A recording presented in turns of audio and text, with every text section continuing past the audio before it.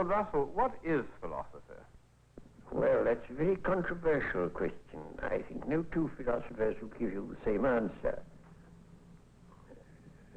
My own view would be that philosophy consists of speculations about matters where exact knowledge is not yet possible.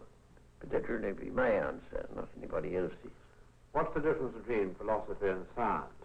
Well, roughly you'd say science is what we know and philosophy is what we don't know.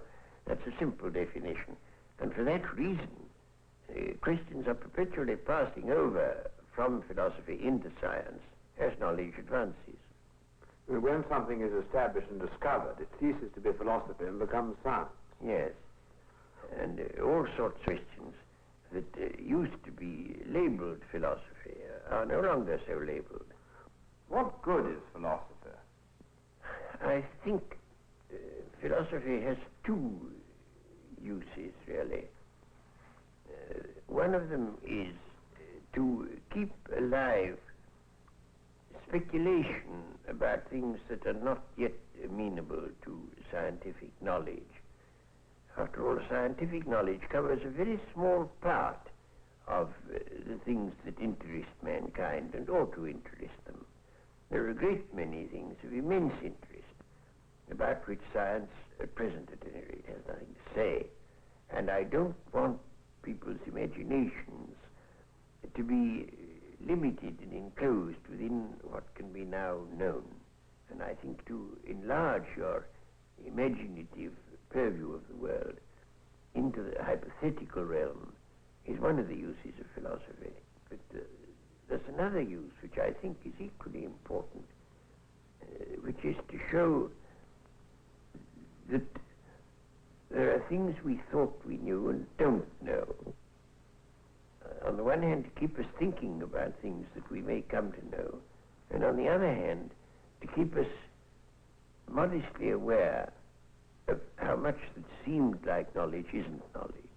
Could you give some illustrations of the sort of subject which have been speculated about and then produce some material result later? Yes, it's quite easy to do so, especially from Greek philosophy. The Greeks invented a whole lot of hypotheses which turned out valuable later, but which in their day couldn't be tested. Take, for example, the atomic hypothesis. Democritus invented the atomic hypothesis that matter consists of little atoms. And after about 2,000 years, rather more than that, it turned out that this was the right scientific view. But in his day, it was merely a suggestion. But didn't Plato think that Democritus's theory about atoms was a lot of nonsense? Plato was horrified by him, said all his books ought to be burnt, because Plato didn't like science. He liked mathematics, but he didn't like anything else that was scientific. Now, in this way, philosophy, in a sense, becomes a kind of servant of science. Well, that's part of it. But, of course, it isn't only a servant of science, because there are a number of things that science can't deal with. All questions of values, for example. Science won't tell you what is good and what is bad. Tell you what is good or bad as an end, and not just as a means. But what change has there been over the years in the attitude of philosophers and the public to philosophy, would you say? Well, that depends upon the school of philosophy that you're thinking of. In Plato and in Aristotle, both of them, the main thing was an attempt to understand the world. And that, I should say personally, is what philosophy ought to be doing. But then you come on to the Stoics, and their emphasis was mainly on morality. That you ought to be stoical, you ought to endure misfortunes patiently. And that came to be the popular use of a philosopher. Would you say that Marx was a philosopher? Well, he was certainly in a sense a philosopher. But now there you have an important division among philosophers. There are some philosophers who exist to uphold the status quo, and others who exist to upset it, and Marx, of course, belongs to the second lot. For my part, I should reject both those as being not the true business of a philosopher. And I should say the business of a philosopher is not to change the world, but to understand it, which is the exact opposite of what Marx said. What kind of a philosopher would you say you are? Well, the only label I've ever is logical atomist, but very keen on the label. I've rather avoided labels. What does that mean, a logical atomist? It means, in my mind, that the way to get at the nature of any subject matter you're looking at is analysis, and that you can analyze until you get to things that can't be analyzed any further. And those would be logical atoms. I call them logical atoms because they're not little bits of matter. They're the, so to speak, ideas out of which a thing is built up. What is the main trend of philosophy today? Well, one would have to distinguish there between English-speaking countries and continental European countries. The trends are much more separate than they used to be, very much more. In English-speaking countries, and especially in England, there is a new philosophy which has arisen, I think, through the desire to find a separate field for philosophy. In what I was saying a moment ago, it would appear that philosophy is merely incomplete science, and there are people who don't like that view. They want to have science have a sphere, philosophy have a sphere to itself. That has led them into what you may call linguistic philosophy, that the important thing for the philosopher is not to answer questions, but to get the meaning of the questions quite clear. I can't myself agree to that view, but I could give an illustration.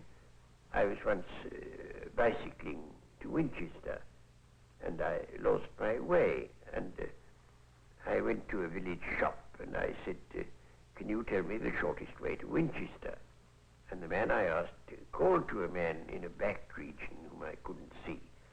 Gentleman wants to know the shortest way to Winchester. And the voice came back, Winchester? Aye. Way to Winchester? Aye. Shortest way? Aye. Don't know. And so I had to go on without getting an answer. Well, that is what Oxford philosophy thinks one should do. We get the question right, never mind about the answer. Yes, it's somebody else's business to give the answer. How does this differ from the continental approach? The continental approach is, well, it's more full-blooded. I don't agree with it anymore, but in a sense it's much more full-blooded and much more like philosophies of earlier times. There are various kinds. There's the philosophy that comes from Kierkegaard, existentialism, and then there are philosophies designed to provide apologetics for traditional religion. There are various things of that sort. I don't think myself that there's anything very important in all that. What practical use is your sort of philosophy to a man who wants to know how to conduct himself? A great many people write to me saying they are now completely puzzled as to how they ought to conduct themselves because they've ceased to accept the traditional signposts to right action and don't know what others to adopt. And I think that the sort of philosophy I believe in is useful in this way, that it enables people to act with vigor when they're not absolutely certain that that is the right action. I think nobody should be certain of anything. If you're certain, you're certainly wrong, because nothing deserves certainty. And so one ought always to hold all one's beliefs with a certain element of doubt, and one ought to be able to act vigorously in spite of the doubt. After all, this is what a general does when he's planning a battle. He doesn't quite know what the enemy will do, but if he's a good general, he guesses right. If he's a bad general, he guesses wrong. But one has, in practical life, to act upon probabilities. And what I should look to philosophy to do is to encourage people to act with vigor, without complete certainty. Yes, but now, how about this business, though, of making people so uncertain about things they'd sort of believed and had faith in? Doesn't that rather disturb them? Well, it does for a time, of course. And I think a certain amount of disturbance is an essential part of mental training.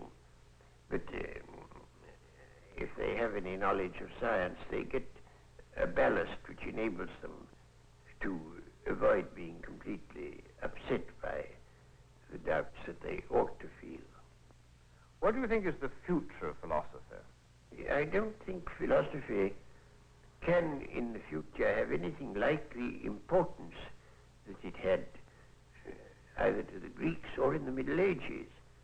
I think the rise of science inevitably diminishes the importance of philosophy. Well, would you summarize the value of philosophy? First, because, as I say, it keeps you realizing that there are very big and very important questions that science, at any rate at present, can't deal with, and that a scientific attitude by itself is not adequate.